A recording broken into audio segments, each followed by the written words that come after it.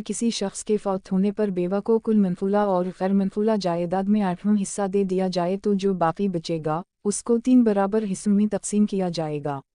इन 3 बराबर हिस्सों में से एक हिस्सा बेटी का होगा और 2 हिस्से बेटे के होंगे। इसलिए कोई शख्स तकसीम के बाद पाकिस्तान आया हो या जापान गया हो, इसको उसके हक से महरूम नहीं किया जा सकता। यह कानून अलहामी किताब में लिखा गया है और इसे तब्दील नहीं किया जा सकता, ख्वाह भारत की सुप्रीम कोर्ट ही क्यों ना हो।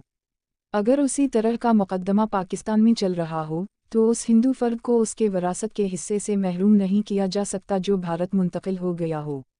अब आते हैं असल मौजू की तरफ। भोपाल शाही विरासत का मुकदमा 25 साल से ज़ेर समाअत था, बल्कि एक लिहाज से अभी भी ज़ेर समाअत ही समझा जा सकता है क्योंकि अभी सुप्रीम कोर्ट में अपील का हक बाकी है। ट्रायल कोर्ट ने फैसला सैफ अली खान के वालिद के हक में दिया था, जो मध्य प्रदेश हाई कोर्ट ने कलअदम करार दे दिया। वजह में वो कानून बयान किया जिसे एमिनमी प्रॉपर्टी एक्ट 1968 कहा जाता है। जस्टिस संजय देवाइदी ने मुकदमा को ट्रायल कोर्ट वापस भेज दिया। अदालत ने कहा कि ट्रायल कोर्ट असरे 9 मुकदमे की समाअत 1 साल में मुकम्मल करे।